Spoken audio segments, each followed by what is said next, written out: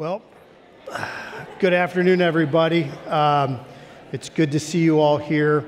From the last panel, we learned a lot about how technology is enabling resilience, but also how it injects some risk into operations. So it's my pleasure today to have a conversation with someone who is very well versed in all of these areas. He is a policy expert, a big thinker, also an operational expert. He's the Executive Assistant Director for Cyber at the Cybersecurity and Infrastructure Security Agency, Eric Goldstein. Eric has had a long career both inside government and in the private sector, and now back in government, so he's got a very unique perspective. He understands where government needs to be and go. He also understands the demands that sometimes regulation and legislation place on the private sector. And so we have a very good relationship with Eric and his team, and very much find ways to identify issues, work together. And we're going to spend the next 20 or so minutes talking about what Eric and his team are doing, how to build in resilience in the cyber realm, and whatever else comes up. So Eric, it's a pleasure to have you, and thank you for joining me. Thanks so much, Chris. It is great to be here, and thanks to the Chamber Foundation for pulling this together. I'm excited for the conversation. Great, great. Well, first, why don't we start off with CISA, the Cybersecurity and Infrastructure Security Agency at DHS. It's probably one of the youngest, if not the youngest, federal agency. And you guys have done a lot in the short time you've been in existence. So why don't you tell us a little bit about your mission set and some of your key priorities? Absolutely. You know, at the outset, this is a great conference for CISA speakers to attend, because although I have the privilege of leading the cybersecurity organization at CISA, we of course know that cybersecurity isn't the end in itself, it is merely a means to an end. And the end that we're seeking at CISA as part of our broader collaborative model is really to ensure the functional resilience of critical infrastructure and essential systems under all conditions. And we know that our critical infrastructure is afflicted by a variety of adverse events. Cyber attacks, natural disasters, climate events, human-caused events like terrorist attacks, all of those can cause a disruption to the essential services upon which every American depends every hour of every day. And at CISA, our job is simple.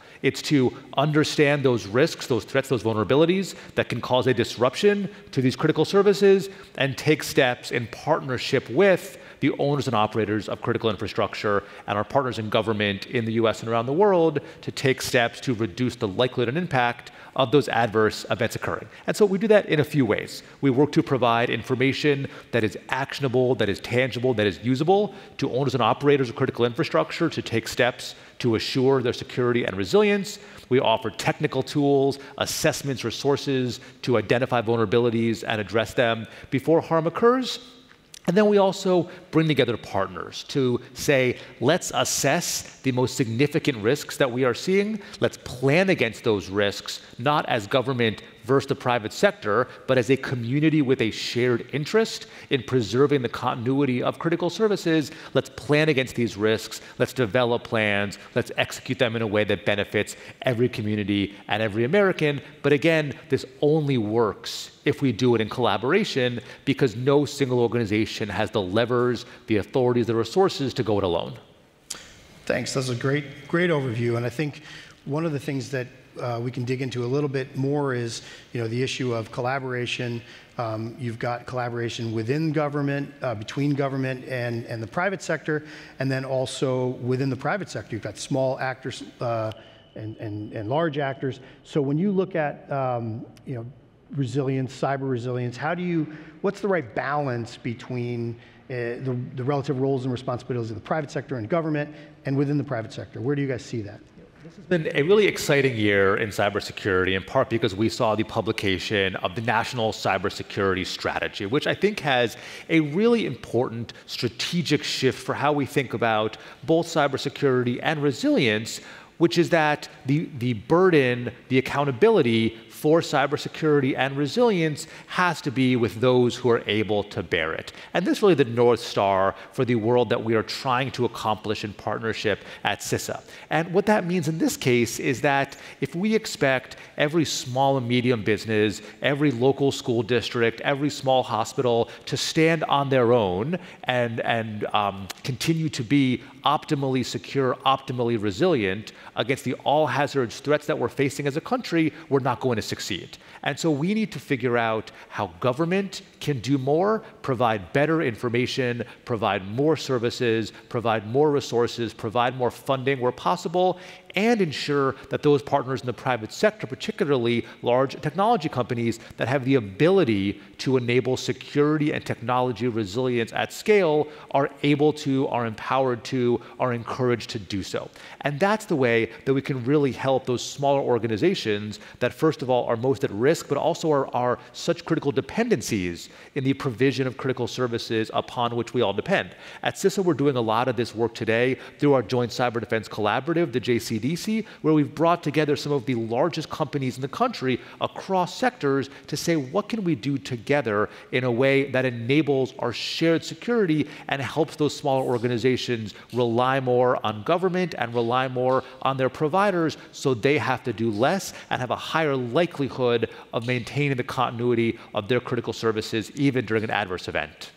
So the idea the JCDC raised, is that you're bringing in large institutions, large critical infrastructure entities and others, so that as they can become more secure, that sort of has a follow-on effect throughout the economy, throughout the industry? That's right, and let's just give one really good applied example. We know that today, in the cybersecurity context, we have school districts, we have hospitals, we have thousands, even millions of small, medium businesses that are running their own technology, what we call on-premises, right? They're running their own email servers, their own databases, and they're trying to manage that technology themselves with maybe one or two IT people, but these are the same organizations that are being continuously attacked by highly sophisticated ransomware groups, and in some cases by nation-state actors seeking to move up a supply chain and perhaps impact a broader or larger entity. Well, we know that that is not a recipe for success in cybersecurity, but we also know that these same small organizations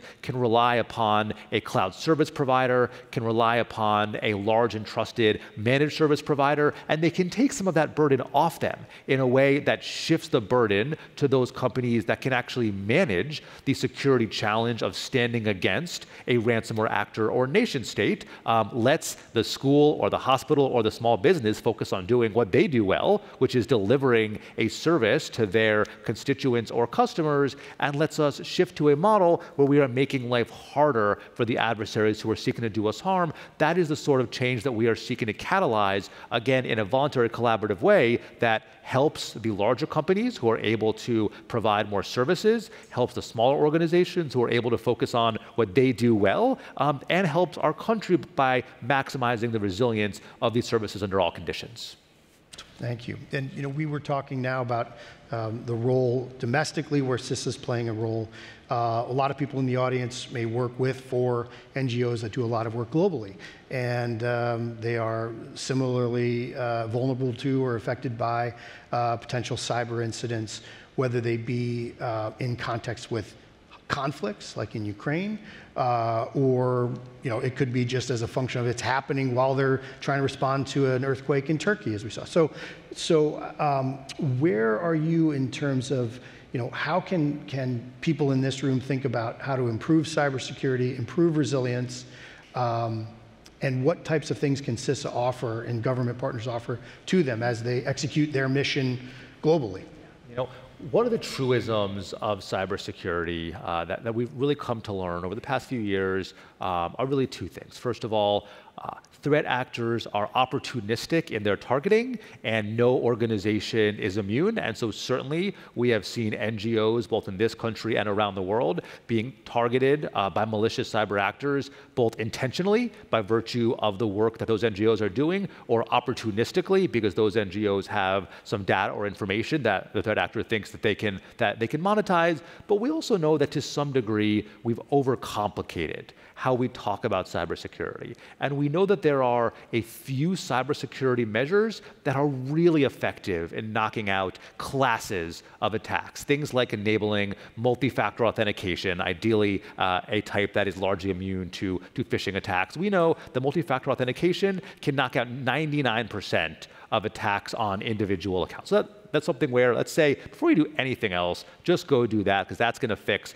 a lot of problems, right? We know that, for example, keeping software up to date knocks out whole categories of kinds of attacks. Similarly, relying on, for example, a cloud provider that you are holding accountable to manage the versioning of the software they're running on your behalf knocks out categories of attacks. So this is where CISA can really help. Recognizing the complexity of a lot of cybersecurity guidance and best practices. In March, we released the second version of what are called our cybersecurity performance goals, the CPGs, and these are really designed to provide a simple, easy-to-use list of outcome-based security measures prioritized by cost, impact, and complexity, such that a smaller organization or an entity like an NGO that wants to focus on delivering services, not cybersecurity, can say, let's do this work first. We also offer free assessments at CISA, both to help organizations understand on a recurring basis what an adversary sees of their technology and how they could be exploited, as well as assessments to help implement these performance goals. And so certainly would encourage the whole audience to visit CISA.gov. You can visit CISA.gov/CPGs to learn more about those, but certainly we'd encourage the NGO community to recognize that we know NGOs have been targeted, NGOs have been impacted. This is an area where we can work together to make sure that your scarce dollars are being invested towards those security measures that reduce the most risk. And yeah, that's again, very helpful. And I think these are tools that everyone can use. And it's really, it's remarkable that we've been probably having these conversations for a long time. But if people do basic things, you can really buy down a lot of risk for not a lot of resources.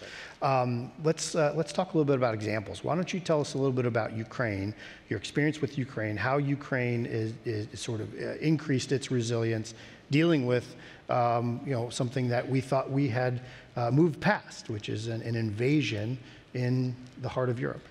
This really is an extraordinary story that I think is deeply resonant for this conference and this audience, because we know that from the point of view of CISA as a cybersecurity agency, since the initial Russian invasion of Crimea and the Donbass, and Russian cyber attacks on Ukrainian infrastructure in 2015 and 2016, the Ukrainians invested an extraordinary amount in their cybersecurity, in large part enabled by American companies who invested time, resources, expertise to get Ukrainian cybersecurity up to a leading global level.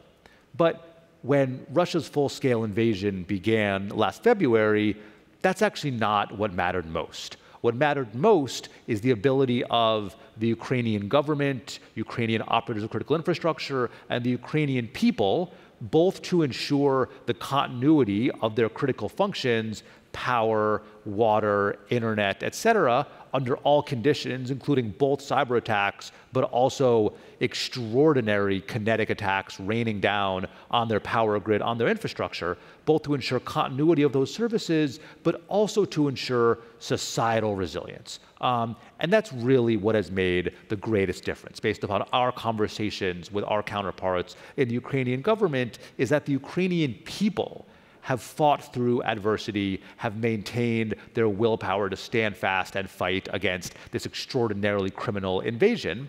And there are lessons to be learned for us here at home, which is, have we prepared our critical infrastructure to maintain resilience under all conditions, whether natural or human caused? And is our country prepared to withstand potential service disruptions and to stand shoulder to shoulder in the face of adversity? And that is, I think, apart from our ongoing efforts to advance cybersecurity, the broader question, which the conflict in Ukraine really calls to the fore: have we made the same investments in resiliency as we've made in security? And where we have room to grow, how do we ensure that we are maximizing those investments now before it's too late? And I think one of the other stories, and that the Ukraine example is very illustrative, is they essentially did a nationwide backup of their government, moved things to the cloud, and were able to ensure that that the government could function again. Even if servers in country were completely destroyed, there were safe and secure backups that they were able to get out of the country so that they could do things like get their telecom systems up, get their government records and social security systems up. So this is a real interesting lead into the next part of our discussion, which is the intersection between the cyber and the physical, and how those things can really collide, or how they can be used to ensure resilience in the future. So why don't you tell us a little bit about where you've seen how that's evolved over the last couple years, and where you see it going forward to inform this concept of functional resilience that you mentioned. Absolutely. So I will frame this around the cyber threat from the People's Republic of China, and I'll